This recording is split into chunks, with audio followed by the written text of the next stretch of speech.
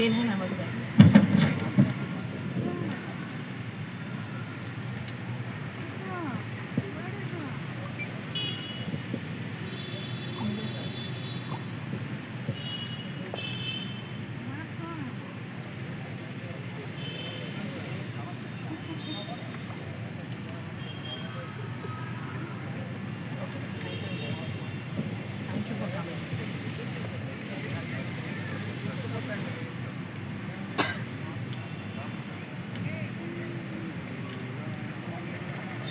अभी आज Verma mines Dunlop मैदान में दीप प्रज्वलित किया जा रहा है।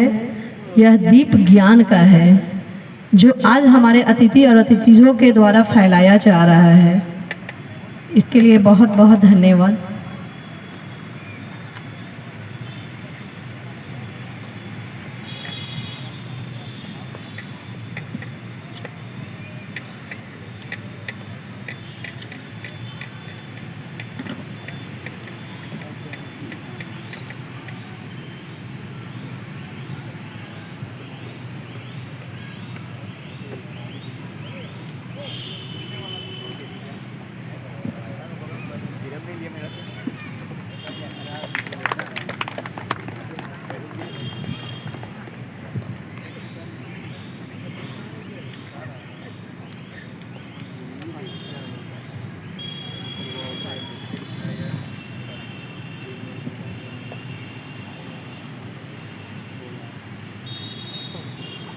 शक्ति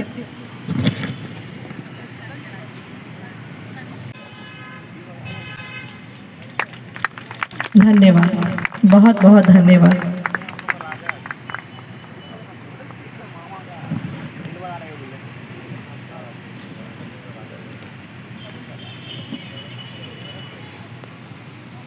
अभी मैं श्री शरण कुमार ठाकुर जी केंद्रीय उपाध्यक्ष आरटीआई कार्यकर्ता संघ को आग्रह करती हूँ कि आप आके पूर्वी घोष जी को पुष्पगुच्छ देकर स्वागत सम्मानित करें।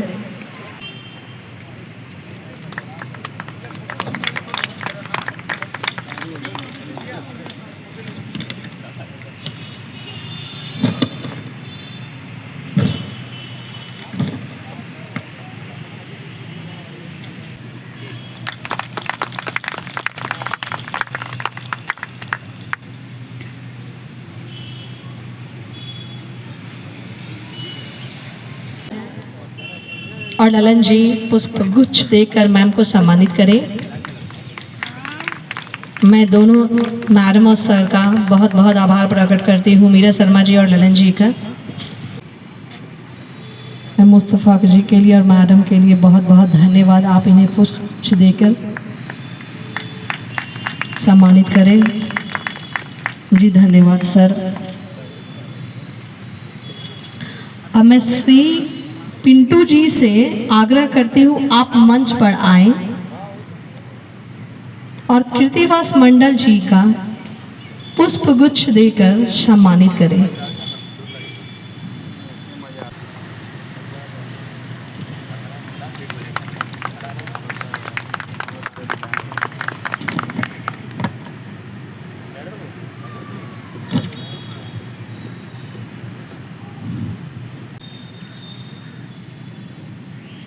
जी धन्यवाद सिमरन जी के आने के लिए और शक्ति भाई जी का बहुत बहुत धन्यवाद।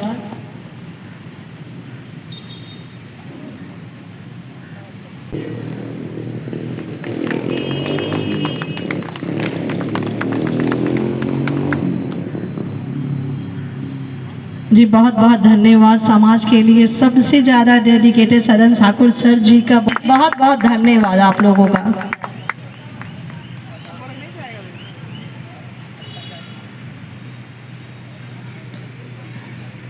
जी जी दिनेश भाई जी का बहुत बहुत धन्यवाद।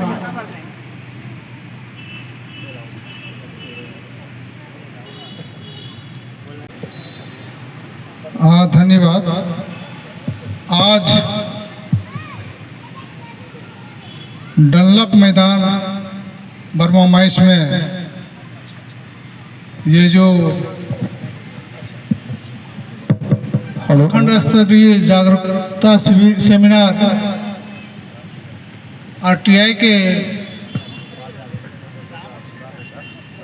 उस संस्था का नाम जो है RTI KGS KSG और RTI कार्यकर्ता संघ आज रखा गया। आज हम देखते हैं इसमें मुझे बुलाया गया, इसके लिए मैं इस संघ का आभार प्रकट करता हूँ। चूँकि आज इस भागम भाग और प्रतियोगिता वाले भागदौड़ वाली स्थिति में सभी लोग अपने अपने कार्यों में व्यस्त रहते हैं और कुछ ही चंद लोग हैं जो समाज को लेकर चलते हैं, समाज को जागरूक करते हैं और सही दिशा देते हैं। तो हम ऐसे संघ को साधुवाद धन्यवाद देते हैं कि आप लोग बहुत ही नेक काम कर रहे हैं और RTI जो सूचना का अधिकार है उसके प्रति लोगों को जागरूक रहना बहुत ज़रूरी है। कहीं भी आप जाइए, कुछ भी काम हो, उसकी जानकारी रहना बहुत ज़रूरी होता है। तो ये सूचना का अधिकार 2005 से लागू हो गया है, जिसमें हम लोगों को सूचना में क्या अधिकार है और क्या प्रावधान है। सरकारी सेवा उसका टाइम बाउंड लिमिट है कि आपको कोई भी काम कर रहे हैं, सरकारी पत्राचार कर रहे हैं, उसकी सूचना आप तक पहुंचाने की एक समय सीमा निर्धारित की गई है और ऐसा नहीं करने वाले पदाधिकारी, सरकारी सेवक को दंडित किया जाने का भी प्रावधान इसमें है। तो आप लोग जागरूक हो जाइए और जो आपका अधिकार है उसके प्रति आप सचेत हो जाइए। ये संघ आपको जागरूक कर रहा है और यहाँ ये बर्मा माइंस जैसे क्षेत्र में ये शिविर लगाकर ये अच्छा काम कर रहे हैं। हम लोग भी चाहते हैं कि इस तरह का कार्यक्रम सभी क्षेत्र में हो और सभी लोग जागरूक हों और सभी अपने कर्तव्य अधिकार सबको बढ़िया से समझें ताकि उनका काम सुचारू रूप से हो सके। इन्हीं चंद बातों के साथ मैं अपनी बातों को विराम देता हूँ। धन्यवाद। जय हिंद, जय झारखंड। नैना मंच पे आओ और मैम को पुष्प गुच्छ दो। मैम आप यहीं पे रुकिए, बच्ची आ रही है। आजा बेटा इधर।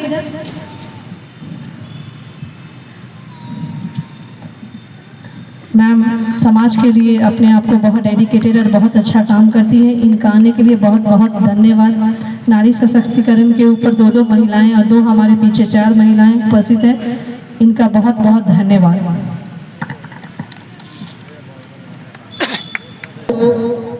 आज 24 दिसंबर 2025 डल्लब मैदान में आप सभी श्रोतागण का हार्दिक हार्दिक अभिनंदन।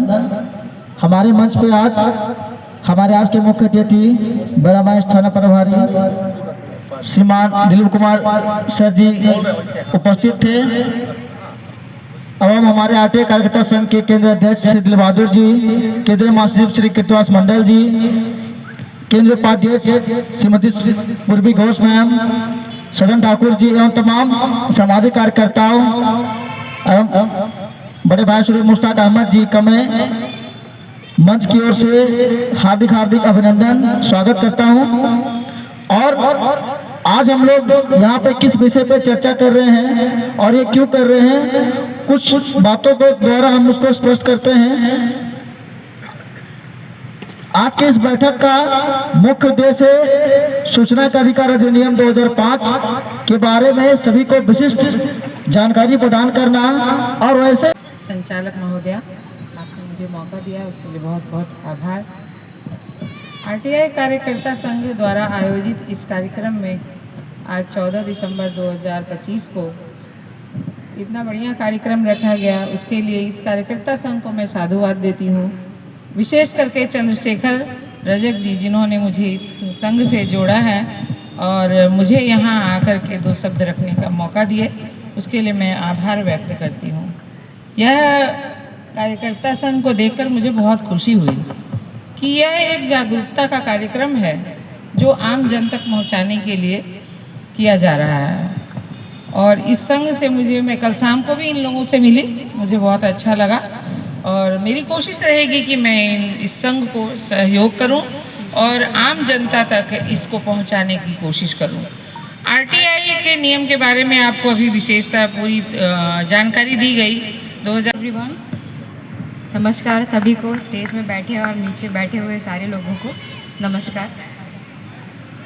आप लोगों से बस यही हम कहना चाहते हैं, जैसे कि ये मुझे मैडम ने तो सब कुछ बोल ही दिया, मीरा जी ने, और सबका मैंने सुना। So everyone is promoting everything over here and मैं चाहती हूँ कि जितनी भी महिलाएं हैं वो भी जागरूक हो और आगे बढ़कर पढ़े लिखे और अपनी करियर पे ध्यान दे और स्टैंड हो। Like mens are always standing in any of the business and all, तो हम चाहते हैं कि आप लोग भी जो है अपने आप को ग्रो करें और किसी लाइक मी यहाँ पर मैं खड़े होने पाए।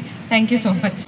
यहाँ बुलाया गया और मैं सबसे पहले तो आप लोग से क्षमा चाहती हूँ कि ये कार्यक्रम में मुझे 11 बजे बुलाया गया था। कुछ कारणवश हमारी तबीयत खराब थी, हम डॉक्टर के यहाँ थे, हम नहीं आने पाए समय से, इसका हमें बहुत खेद है। और हम आज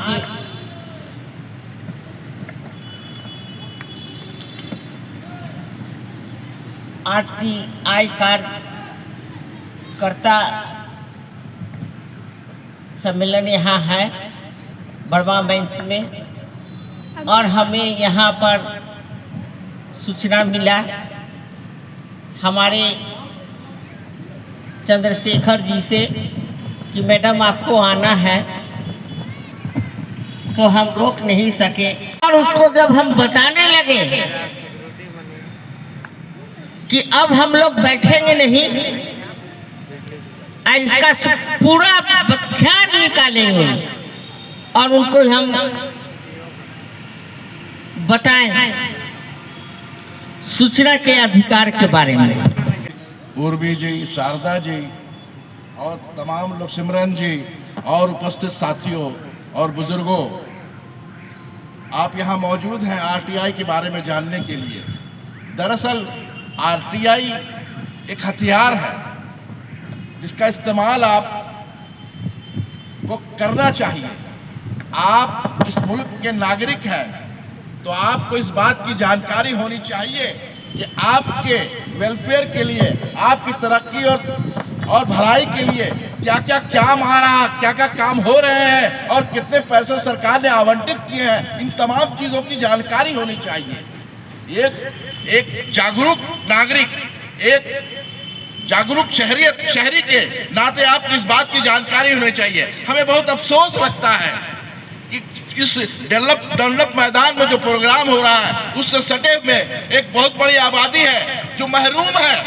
हेलो, आरटीआई कार्यकर्ता संघ जमशेदपुर प्रखंड स्तरीय सम्मेलन में उपस्थित आज के कार्यक्रम की अध्यक्षता श्रीमती पूर्वी घोष, केंद्रीय उपाध्यक्ष आरटीआई कार्यकर्ता संघ, संचालनकर्ता श्रीमती संजू कुमारी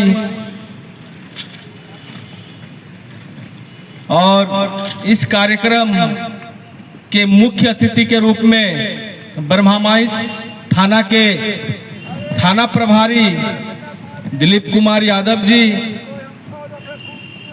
साथ ही कार्यक्रम का उद्घाटन और दीप प्रज्वलित कर कार्यक्रम के शुभारंभ करने वाले हमारे आरटीआई कार्यकर्ता संघ के केंद्रीय अध्यक्ष माननीय श्री दिल बहादुर जी, केंद्रीय उपाध्यक्ष सदन ठाकुर जी, केंद्रीय उपाध्यक्ष समाज सेवी मुश्ताक अहमद जी, केंद्रीय सचिव दिनेश कर्मकार जी,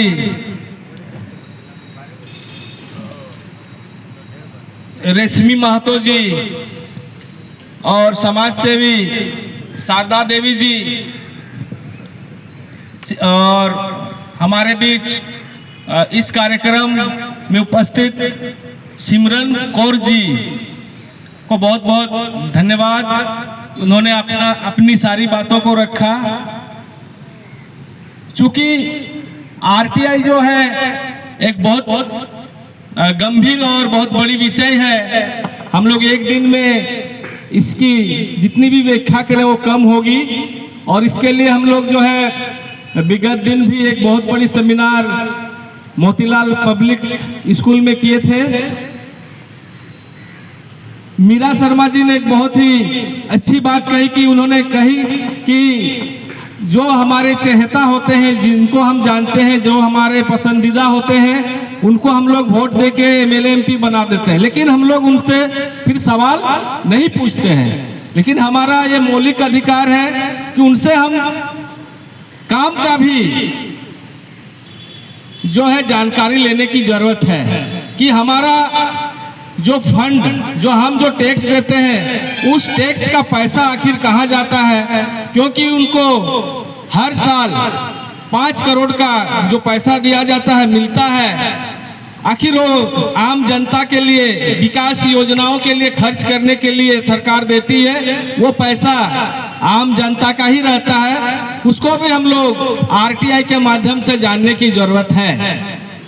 आरटीआई से हम लोग बहुत सारी ऐसी सरकारी योजनाओं को भी जान सकते हैं। आखिर ये जो पैसा पब्लिक का ये लोग कहाँ कहाँ खर्च कर रहे हैं।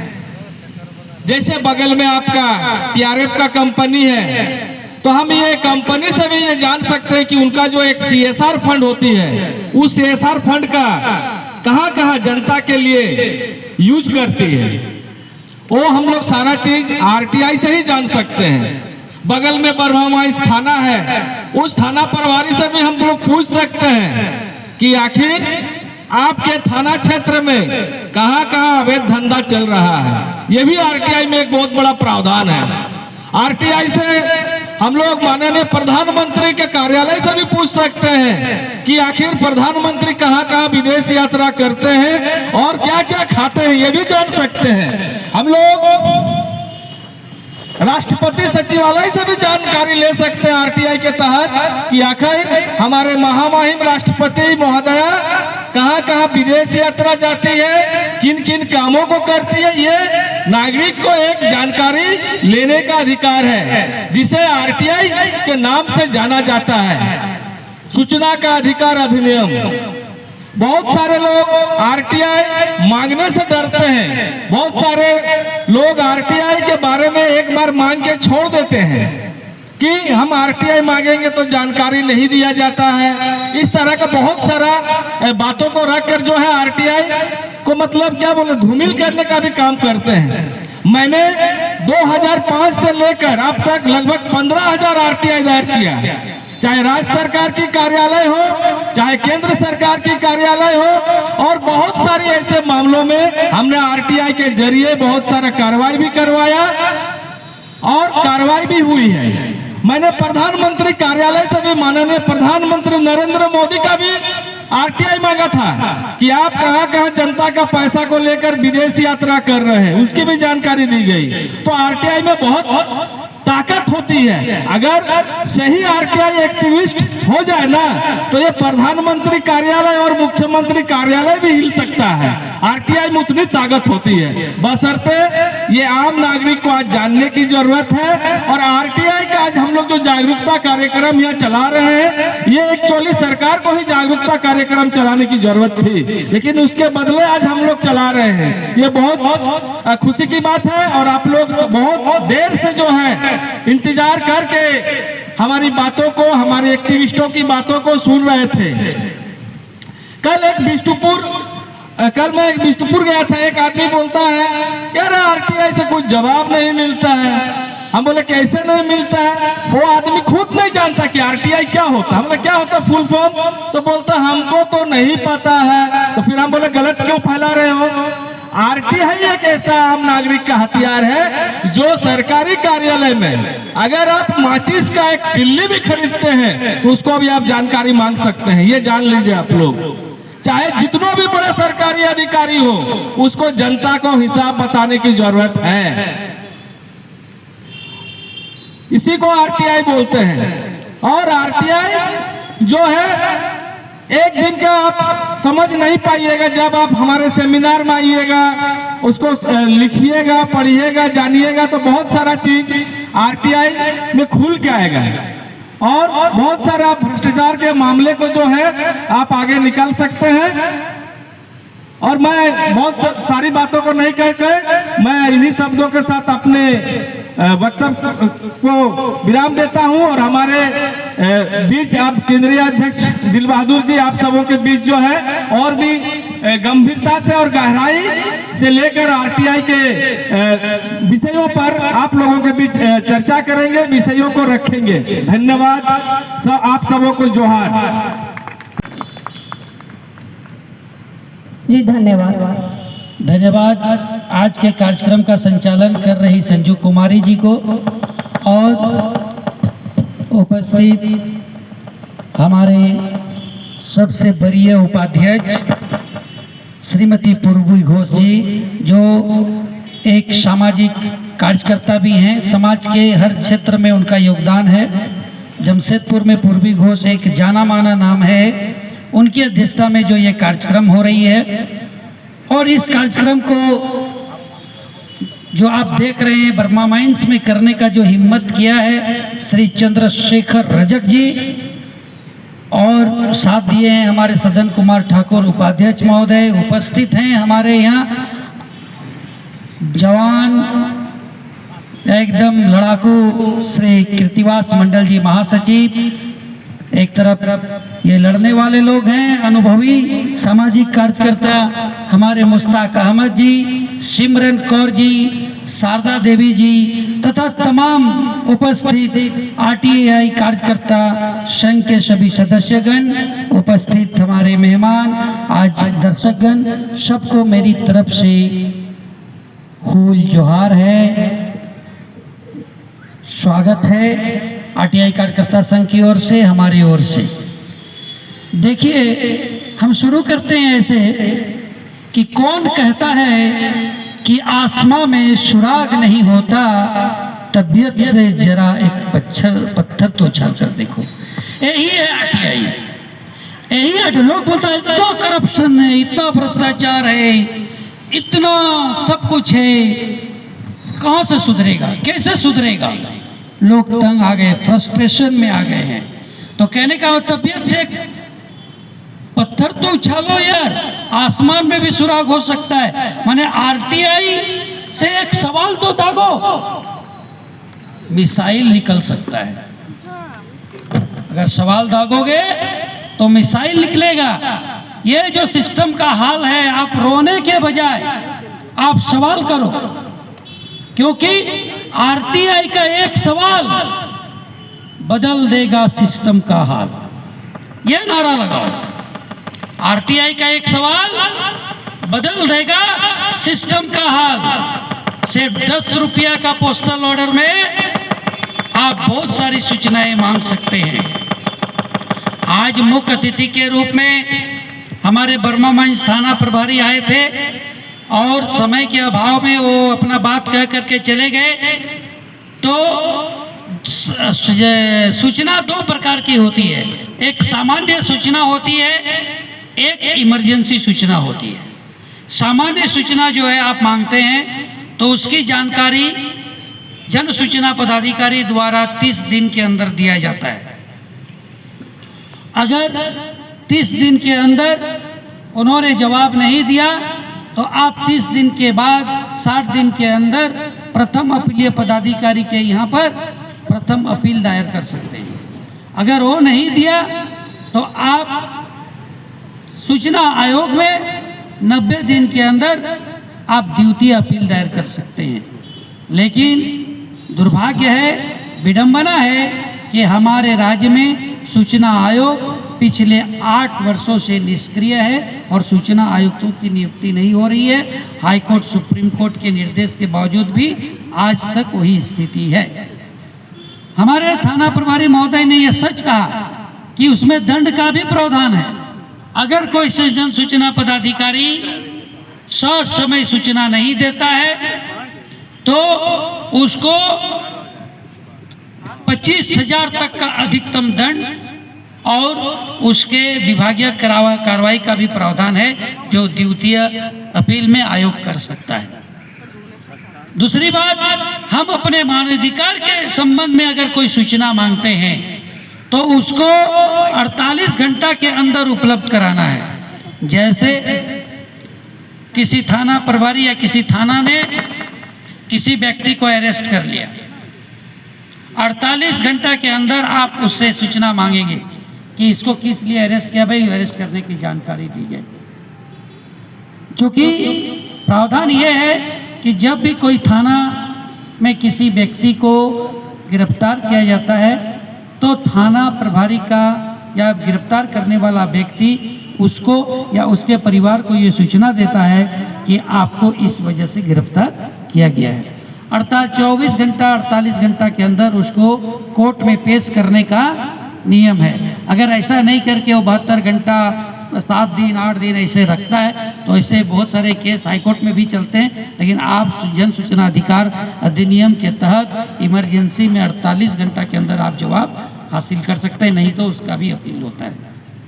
ये सारी चीज देखिए, सूचना का अधिकार बहुत बड़ा अधिकार है। ये इसलिए दिया है सरकार ने हमें या जनता ने, इसके लिए बहुत बड़ा कुर्बानी दिया, बहुत लंबी लड़ाई।